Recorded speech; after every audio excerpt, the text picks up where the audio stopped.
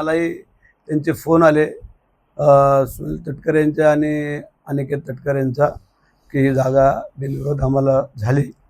आता त्यांनी त्यांच्या परीने जे काय त्या उमेदवारांना भेटून सांगितलं असेल काय आणि त्याच्यामुळे त्यांनी माघारपाळी घेतली असेल. उबाटाचे बाळमाने होते, भारतीय जनता पार्टीचे अरविंद म्हात्रे होते आणि त्या लोकांचा आम्ही तर कालच घेतला होता आमच्या महेंद्र शेठ दळवींच्या मुलीचा.